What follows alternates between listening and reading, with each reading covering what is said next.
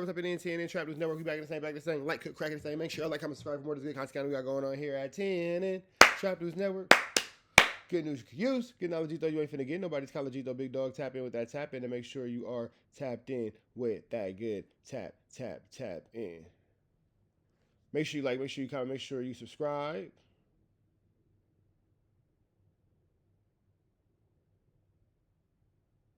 My bad. I don't know. Sometimes y'all leave things in the comments and I just don't know what you're talking about.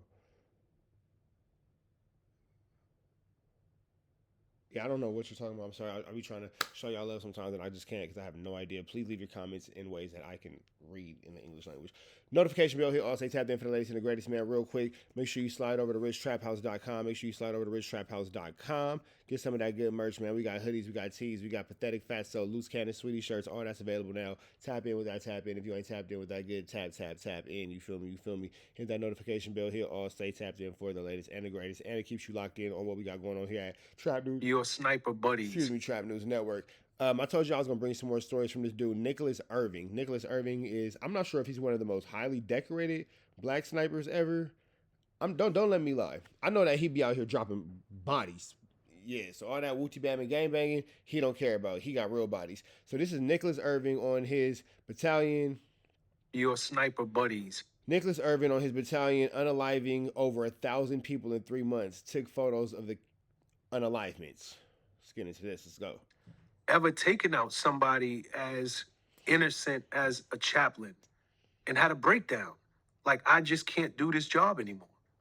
No, I've shot someone that I felt I had to take a moment.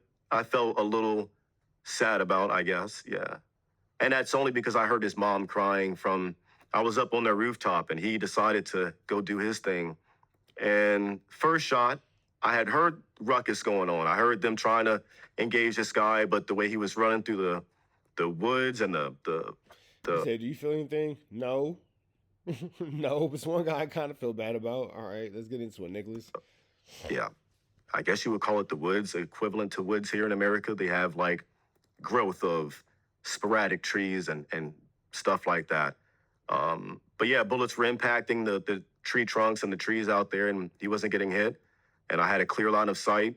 He was running directly away from me in his blue, call it a man dress. First shot, I missed. Just wasn't having like a good stable position. So I got down on a knee, took a breath, shot again. I squared him up right in my scope. And when I shot the second time, he just disappeared. And I was like, not weird. It just wasn't, I was expecting to see something still a little bit, but he just was gone. Climbed off the rooftop. The guys were going to go take pictures of the dead body with the AK. And like, he didn't just disappear. He had a hole in his back and a big gaping hole in his chest and squirting blood all over the little bush he was laying next to. But I heard his mom crying. So I climbed off the rooftop and I sat down on this fallen like branch, a fallen log, tree log. And I sat down. He's so robotic about it, bro. Like, can you imagine? On that, and I looked at this guy, call him M. And I was like, damn, dude, that sucks. And he was like, oh, don't worry about it.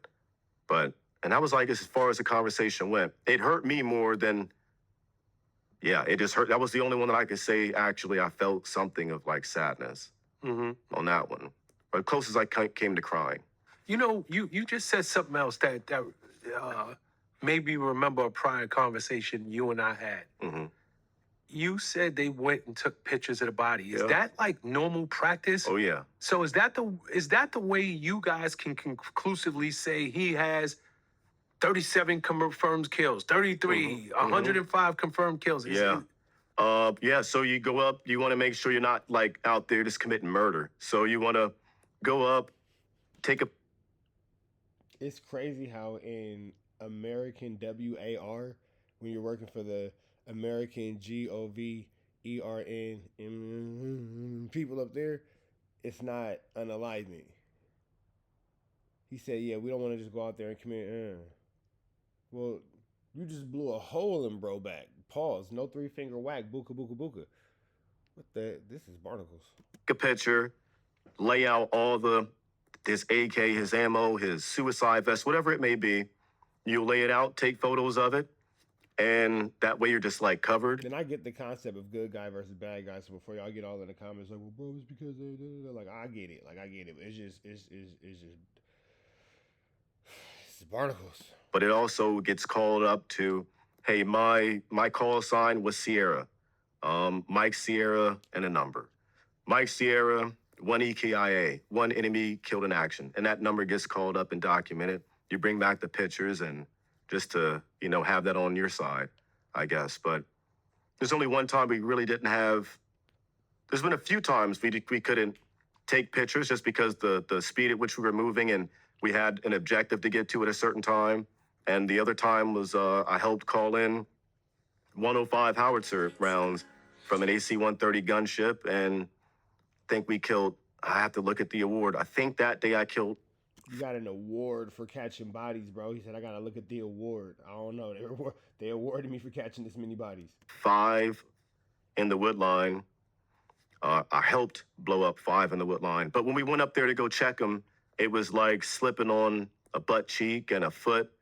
And I remember they were telling, our commander was like, hey, we have to put the bodies, not together, but we want to see how many bodies there were. So there's a half a head there. And after a while, it just got like, oh, you can't put all this back together again. It's like Humpty Dumpty. And it was just a round estimate. Like, okay, Humpty Dumpty in people's bodies is crazy. okay, this is about 5 guys. We knew it was around 5, but. Okay, so you just caught me off guard with something. I didn't realize you. I mean, it's one thing to be behind the barrel of that gun and take that shot.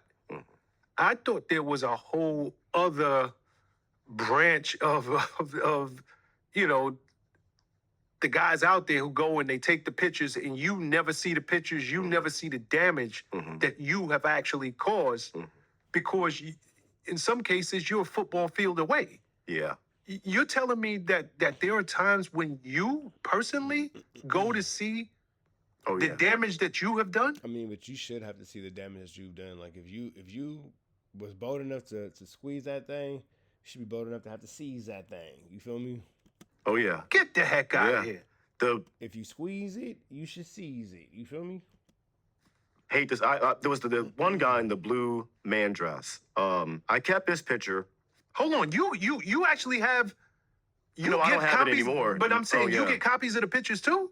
Yeah, I printed it out on Okay, go ahead. Yeah, at the end of our deployments, I don't know if I'll.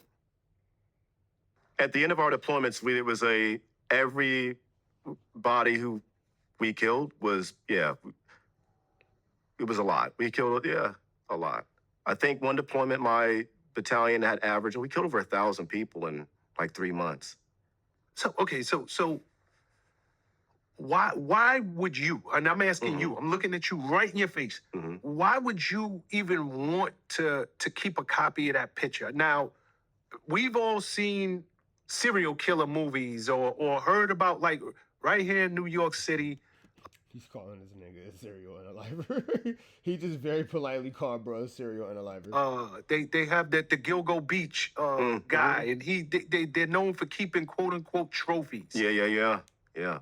Why would somebody in your position want to see the damage? Number one, but number two, even want to keep a picture of this thing? During that time in the deployment was a bad time, I guess. 1, 2, and it was because I missed that one, and the distance was not necessarily so far away. I think it was the angle and me rushing the shot, but I wanted to see one where I hit him at, what it looked like. I had never, I guess, seen the damage like that up close, or I don't know, it was a pretty good exit hole from a hollow tip 308 round that I kept it for like. He's so like detailed and meticulous with it. Like, bro, do not get into it with this man. Just in case you ever need to see who you talking about and who we discussing. If you ever see this man in public, leave this man alone. Don't go bothering this man. Don't go messing with this man. Just leave him alone. He seemed like he's a pretty humble guy. He seemed like he don't really want no problems with nobody. But here goes the thing. You never know how many bags another man is carrying. Do not be the bag to break that man's back. Leave people alone. He's very meticulous in how he unalived these people and got him up out of here. You could be next. Leave that nigga alone. Just let him do his thing. But overall, leave people alone. Let him just do that thing.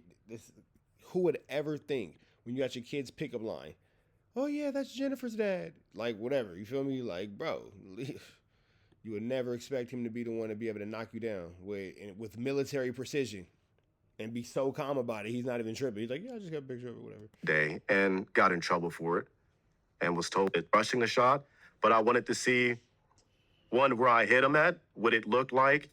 I had never, I guess, seen the damage like that up close, or the I don't know, it was a pretty good exit hole from a hollow tip 308 round that I kept. I kept it for like a day and got in trouble for it and was told to, hey, you can't do that. And I wasn't keeping it for like a psycho way. It was just like trying to figure out.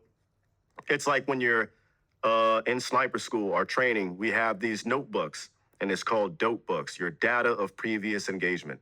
So when you're shooting a paper target, you can mark where my bullet hit, where this was at, and you can keep track of, during this day, it was 75 degrees. The barometric pressure was 29.75. The wind was blowing from this direction. Do you really want to get into it with a nigga that factors in how fast the wind is blowing before he squeezes on you? Probably not. You niggas not even thinking about that. This many miles per hour. This is my altitude. All these things factor in. So when I pull the trigger, that's where the bullet went. This is where I thought it would go, but this is where it went. That way we can adjust accordingly if that situation arises again. When you're in combat, you don't necessarily have a data book or a dope book. For me, during that engagement, my dope book, my target was a literal a guy who I just engaged with a bullet hole. I thought I squared him up right in his spine, but I hit him like over his shoulder and it popped out his chest, and you could see like the heart a little bit where it was pumped and squirted out like a water hose of blood. Just sprayed on a bush. Just like a water hose of blood sprayed on the bush. With that being said, man, y'all be better off today than what you were yesterday, and be even better off tomorrow, man. You never know how many bags another man is carrying, but today be at your very best. Leave people alone. Free Avenue Angel till he's free. We gone.